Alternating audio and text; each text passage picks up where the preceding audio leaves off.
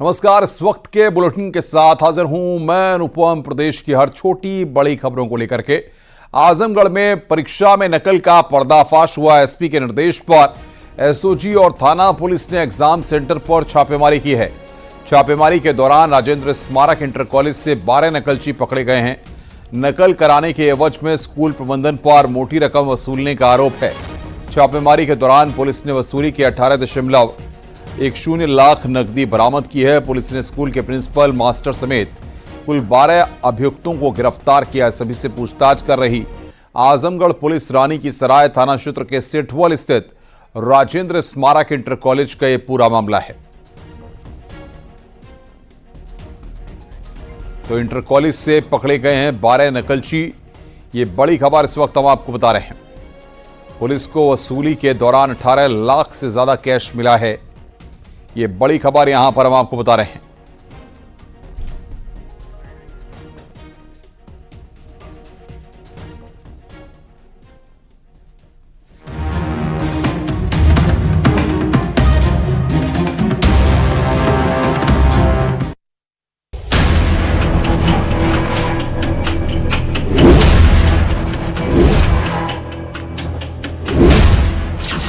जो भक्तों को सुनाता है लव चार्जर, जो 2 साध्वियों से रेप का दोषी है,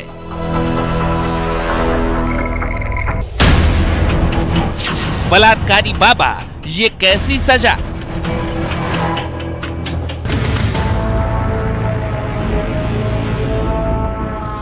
इक्कीस दिन की फरलो, बाबा जी मौज कर लो।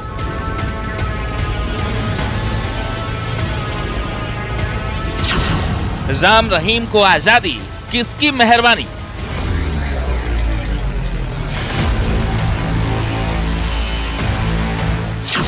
कभी अंदर कभी बाहर, बाबा की बड़ी मौज है।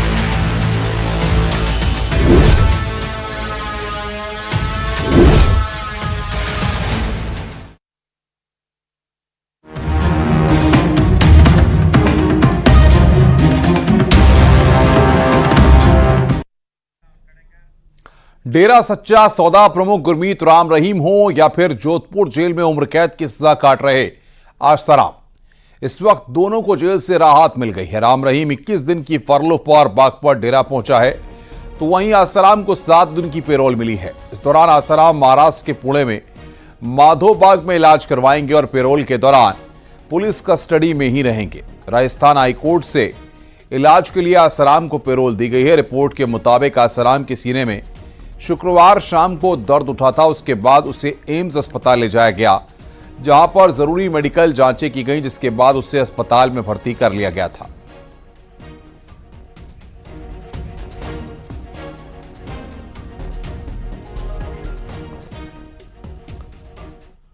बागपत के डेरा सच्चा सौदा आश्रम पहुंचा गुरमीत राम रहीम। 21 दिन की फरलो मिलने के बाद कड़ी सुरक्षा में पहुंचा। रोहतक की सुनेरिया जेल से बरनावा आश्रम पहुंचा राम रहीम।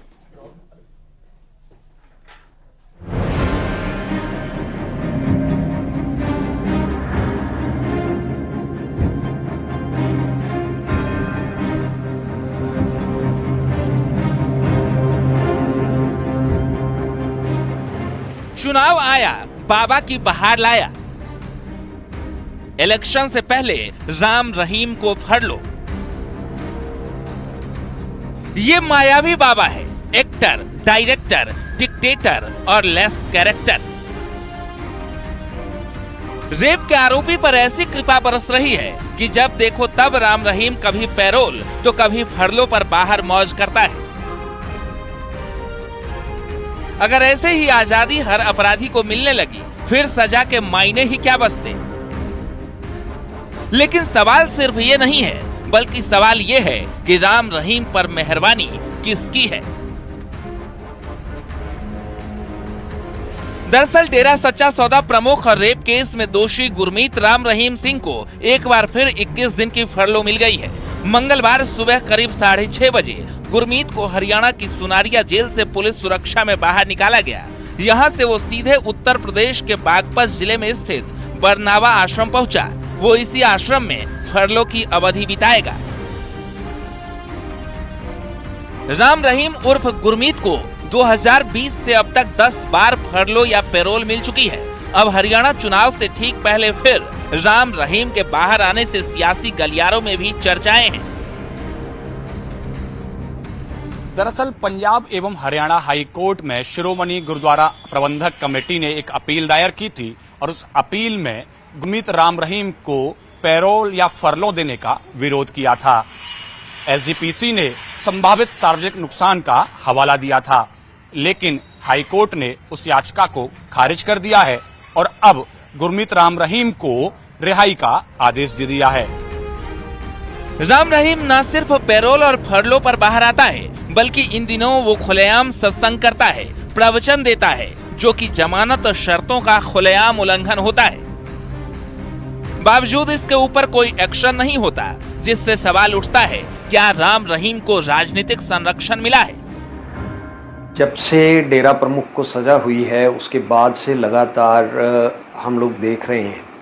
पहले एक दिन की पैरोल दे करके बाहर निकाला गया, तभी हमने ये कहा था कि हरियाणा सरकार जो है वो गुरमीत राम रहीम के लिए एक रास्ता तैयार कर रही है उसको ईज़िली बाहर निकालने के लिए, और हुआ भी यही। उसके बाद जब ये बार बार एप्लीकेशंस मूव हुई पैरोल के लिए, कभी एग्रीकल्चरल लैंड की हार्वेस्टिंग के लिए, प्लॉइंग के लिए, कभी बेटी की मुंह बोली बेटी की शादी के लिए। दरअसल गुरमीत राम रहीम सिंह के सिरसा स्थित डेरा सच्चा सौदा ने हाल ही में हुए लोकसभा चुनाव में बीजेपी को समर्थन करने का ऐलान किया था। डेरा का प्रभाव पंजाब हरियाणा सीमा से सटे जिलों जैसे सिरसा, कुरुक्षेत्र, कैथल में है। पंजाब और हरियाणा के कई डेरों को बड़ा वोट बैंक माना जाता रहा है।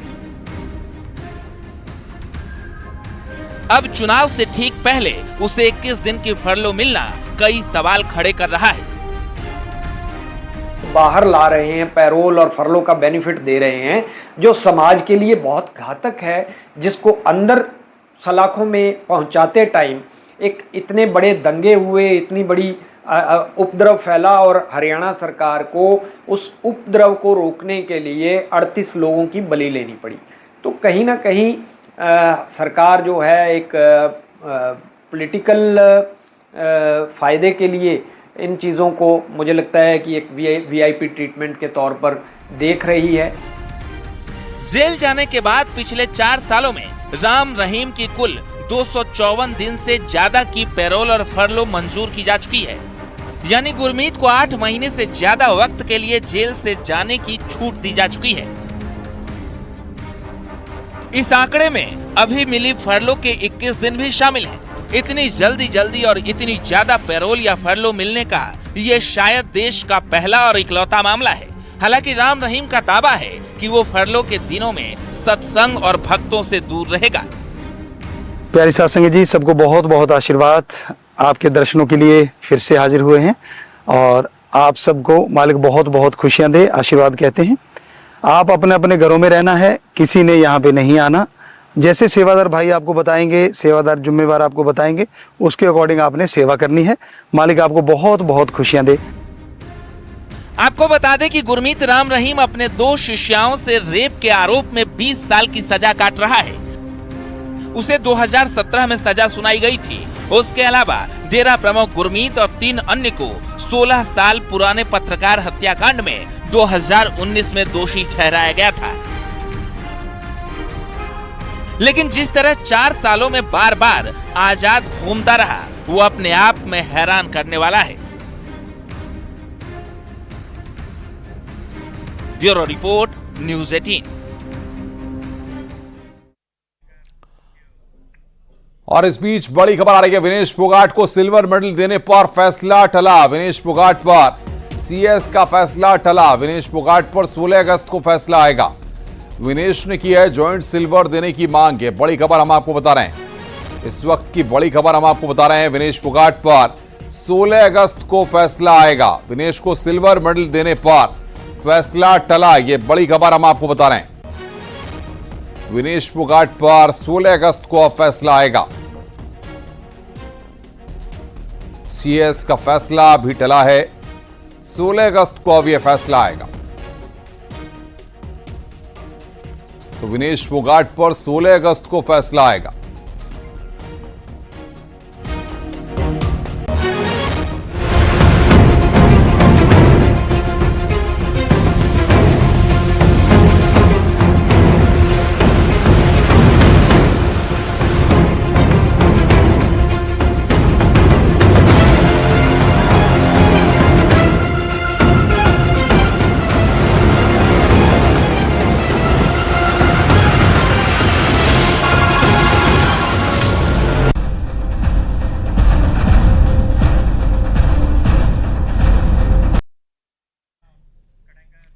देश के कई राज्यों में बाढ़ बारिश का कहर लगातार जारी है। पहाड़ से लेकर मैदान तक भारी बारिश से हाहाकार मचा हुआ है। देश के कई राज्यों में आफत की ऐसी बारिश हुई कि सड़कों पर सैलाब नजर आने लगा। हिमाचल प्रदेश से लेकर उत्तराखंड, राजस्थान, यूपी, बिहार के कई जिलों में बारिश से जनजीवन अस्त व्यस्त हो गया है। राजस्थान में तो लगातार हो रही भारी बारिश ने हालात काफी बिगाड़ दिए हैं।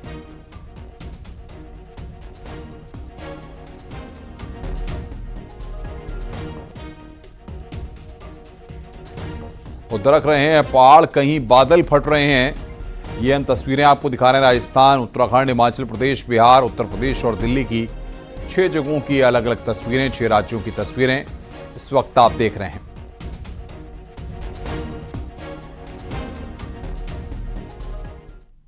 हिमाचल प्रदेश में शिमला शहर के संजौली में बन रही निर्माणाधीन टनल के मुहाने पर लैंडस्लाइड हुआ है। यहां संजौली के चलौठी में बन रही टनल के एंट्री गेट पर लैंडस्लाइड हुआ, जिसकी डराने वाली तस्वीरें सामने आई हैं। बता दें कि सोमवार शाम को यहां कुछ पत्थर और मिट्टी गिरने के बाद सुरंग में काम कर रहे कर्मचारियों और मशीनरी को पहले ही बाहर निकाल लिया गया था, जिसके किसी भी प्रकार की कोई जनहानि नहीं हुई।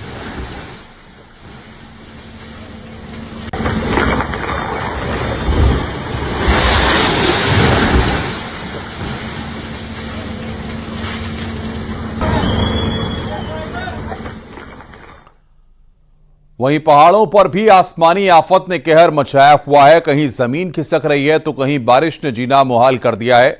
इस बीच उत्तराखंड में आज 3 जिलों उत्तरकाशी, चमोली, बागेश्वर में भारी बारिश का अलर्ट जारी किया गया है। वहीं हरिद्वार में लगातार बारिश से लोग परेशान हैं। आसमानी आफत से सैलानी के माथे पर शिकन आ गई है।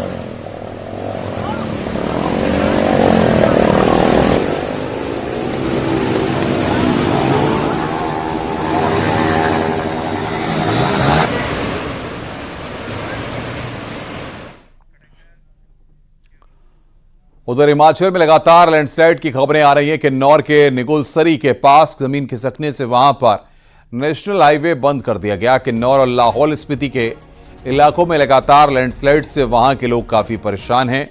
लैंडस्लाइड से पर्यटन और उनके कारोबार पर काफी असर पड़ा है।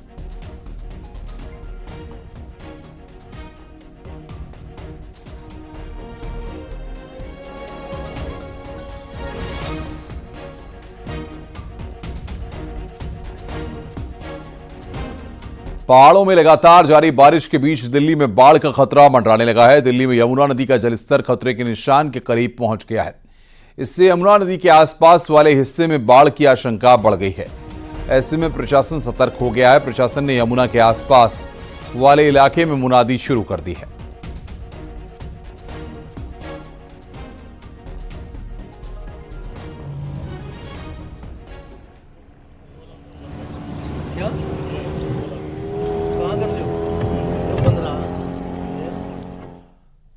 बिहार के भागलपुर में पानी में भगदड़ जैसे हालात हो गए हैं। भागलपुर के एसएम कॉलेज के पास गंगा घाट पर श्रद्धालुओं की भारी भीड़ उमड़ गई।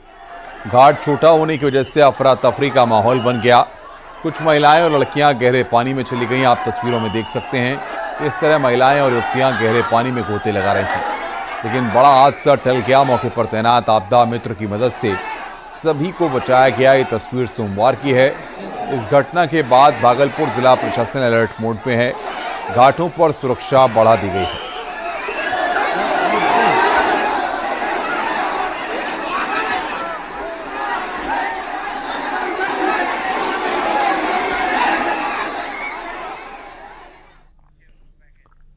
बेंगलुरु से एक बेहद ही खौफनाक वीडियो सामने आया। यहां एक वॉल्वो बस ने सड़क पर एक के बाद एक कई गाड़ियों को टक्कर मार दी। बस के ब्रेक फेल होने की आशंका जताई जा रही है।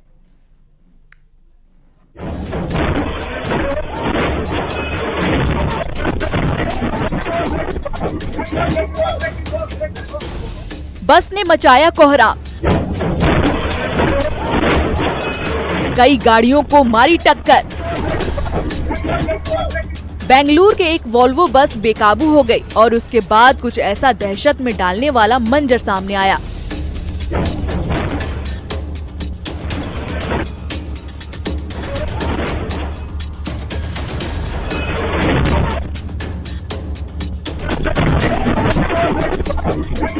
बस में ड्राइवर स्टीयरिंग संभाल रहा है, लेकिन वो बस पर कंट्रोल नहीं रख पाया। इसके बाद तो सड़क पर जो हुआ वो बेहद ही खौफनाक था। पहले बस ने एक बाइक को टक्कर मारी, बाइक सवार को संभलने का मौका ही नहीं मिला। फिर दूसरी बाइक को टक्कर लगी और इसके बाद तीसरी बाइक भी चपेट में आ गई। साथ ही एक सफेद कार भी बस की टक्कर से बच नहीं पाई। ये सिलसिला ऐसे ही चलता रहा। इसके बाद बस ने एक और कार को जोरदार टक्कर मारी, जिससे वो सड़क पर पूरी तरह घूम गई। इस तरह बस ने सड़क पर दहशत मचा दी और लोगों की जान पर बन आई। इस घटना में 2 लोग घायल हुए। बाइक सवार को अस्पताल में भर्ती कराया गया। हालांकि कार में सवार यात्रियों की जान बच गई।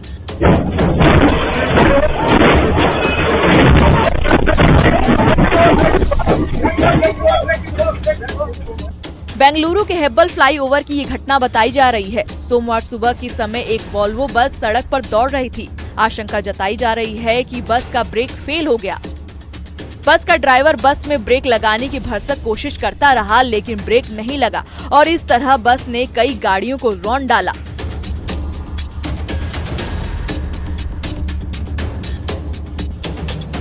गाड़ियों से टकराने के बाद बस खुद रुक गई। ड्राइवर के चेहरे पर भी खौफ साफ देखा गया। बाद में बस ड्राइवर और कंडक्टर बस से नीचे उतरे और बाहर का नजारा लेते हैं। पूरी घटना बस में लगे सीसीटीवी कैमरे में कैद हो गई।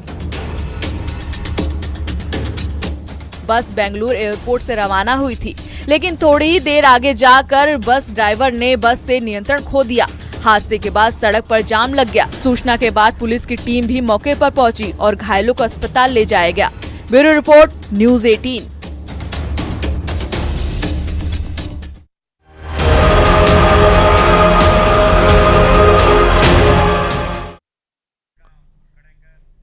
हिंदुओं पर बांग्लादेश में हुए हमलों में 200 से ज्यादा लोग मारे गए। सैकड़ों लोग बेघर हो गए। कुछ खुशकिस्मत थे जो समय रहते अपने घरों को छोड़ दिया। उनके घरों को कट्टरपंथियों ने जला दिया, लूट लिया गया, लेकिन उनकी जान बच गई।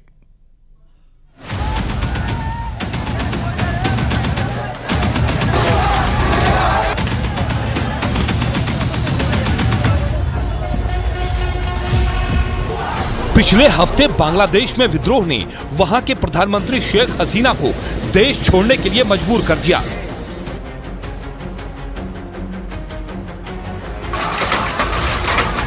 शेख हसीना अपने परिवार के साथ भारत पहुंच गई, बिल्कुल सुरक्षित। लेकिन बांग्लादेश में जो हिंसा भड़की थी वो अल्पसंख्यकों और खास तौर पर हिंदुओं के लिए काल बनती चली गई।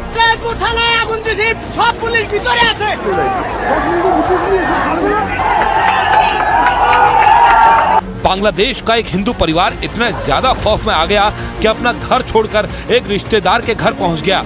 औरोबिंदा मोहल्दर ने जल्दबाजी में घर से सिर्फ अपने कपड़े और पासपोर्ट पैक किए थे, बाकी सब कुछ वहीं छोड़ दिया था। कुछ ही घंटों बाद उन्हें पता लगा कि दंगाइयों ने उनके घर को निशाना बनाया और आग लगा दी और घर से टीवी, रेफ्रिजरेटर, 2 एयर कंडीशनर के साथ साथ सब कुछ लूट लिया। আমি তো ভীত সন্ত্রস্ত স্বাভাবিকভাবেই। একটা লোকের এত যাবৎ সঞ্চয় করার জিনিসপত্র বাড়ি যদি আগুন ধরায় কেউ পোড়ায় দেয়, সে বাড়ি তার যাওয়ার ইচ্ছে থাকে না।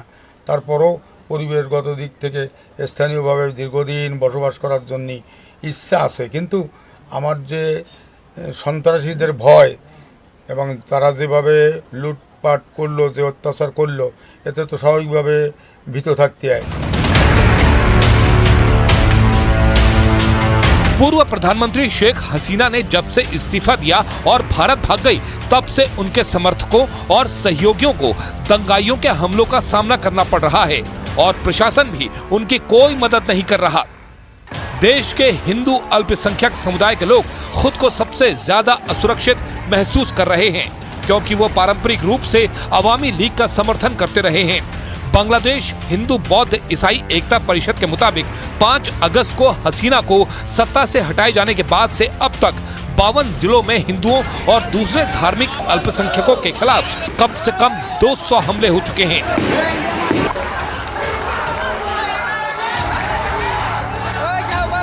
They are shivering. Every family, everywhere, even in Dhaka, who are in the flats, they are shivering. They are closing their doors. They are not opening the door without confirming who is knocking. रुक रहे हैं यहां पर एक break के लिए। खबरों का सिलसिला लगातार जारी है। आप देख रहे हैं न्यूज़